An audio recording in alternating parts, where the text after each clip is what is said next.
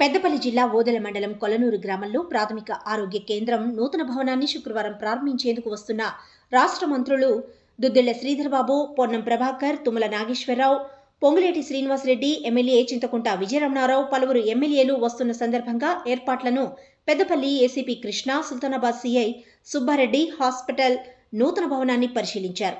అనంతరం హెలిప్యాడ్ ఏర్పాట్లను పర్యవేక్షించారు.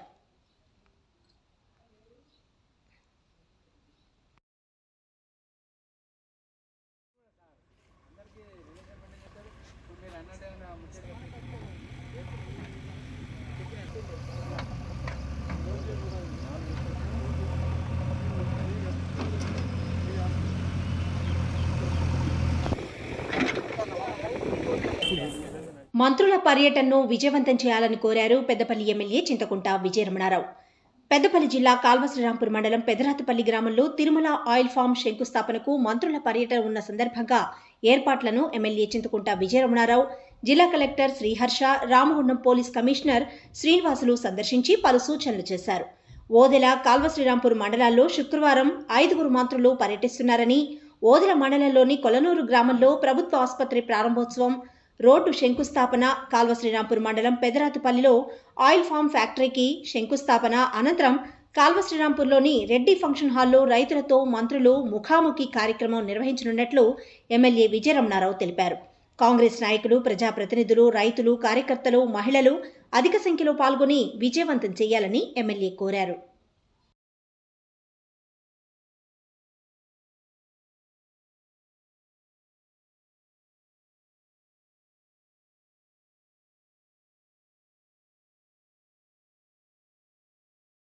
ముఖ్యమంత్రి రేవంత్ రెడ్డి రైతులకు ఏకకాలంలో 2 లక్షల రుణమాఫీ చేయడం పట్ల పెద్దపల్లి జిల్లా కాల్వశ్రీరాంపూర్లోని శ్రీ సీతారామస్వామి ఆలయంలో ధూపదీప నైవేద్య రాష్ట్ర అర్చక సంఘం అధ్యక్షుడు నిట్టూరి సతీష్ శర్మ ఆధ్వర్యంలో ఆయుష్య హోమం నిర్వహించారు. ఈ పూజా వేడుకల్లో ఎమ్మెల్యే చింతకుంట విజయరమణారావు పాల్గొని ప్రత్యేక పూజలు చేశారు. ఎమ్మెల్యే చింతకుంట విజయరమణారావు మాట్లాడుతూ, దేశవ్యాప్తంగా చరిత్రలోనే రైతులకు ఏకకాలంలో 31,000 కోట్ల రైతు రుణాలను మాఫీ చేసిన ఘనత కాంగ్రెస్ పార్టీకి, ముఖ్యమంత్రి రేవంత్ రెడ్డికి దక్కుతుందన్నారు. ఏకకాలంలో రైతులకు 2 లక్షల రుణమాఫీ కాంగ్రెస్ ప్రభుత్వం చేస్తుంటే ప్రతిపక్ష పార్టీలకు మింగుడు పడక అసత్య ప్రచారాలు చేస్తున్నారని ప్రతిపక్ష పార్టీలపై మండిపడ్డారు. 2 లక్షల రుణమాఫీపై గ్రామాన సంబరాలు నిర్వహించాలని అన్నారు ఎమ్మెల్యే విజయరమణారావు.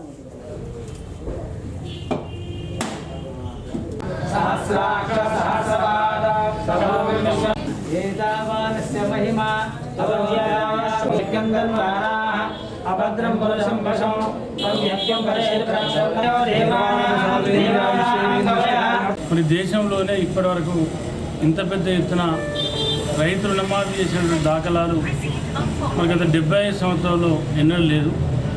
ఇవాళ ముఖ్యమంత్రి గారు, ఆనాడు రాహుల్ గాంధీ గారు వరంగల్ రైతు డిక్లరేషన్లో తెలంగాణ రైతాంగానికి మాట ఇవ్వడం, ఆ మాట కట్టుబడి ఉండి ఇవాళ రైతు రుణమాఫీ చేయడం నిజంగా కూడా ఇదొక హర్షించదగినటువంటి విషయం.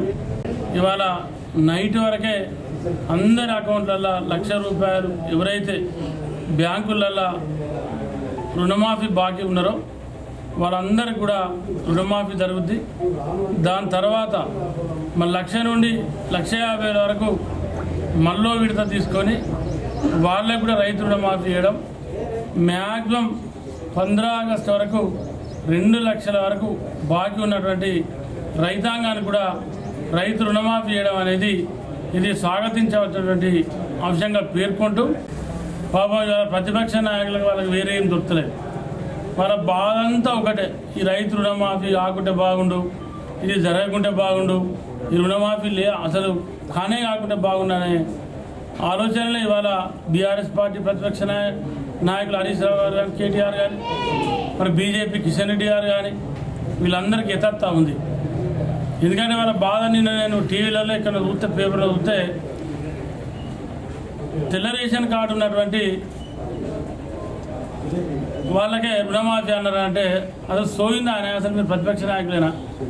అసలు తెల్ల రేషన్ కార్డులో చాలా మందికి భూములే ఉండే, మీకు ఆ తెలివి లేకుంటే ఎట్లా?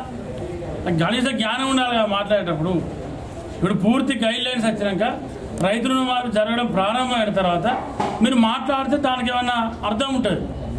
అసలు ఎక్కడ కూడా తెల్ల రేషన్ కార్డు ఉన్న వాళ్ళకు ఏ ముఖ్యమంత్రి కూడా ఇట్లాంటి సహసర నిర్ణయం తీసుకోలేదు.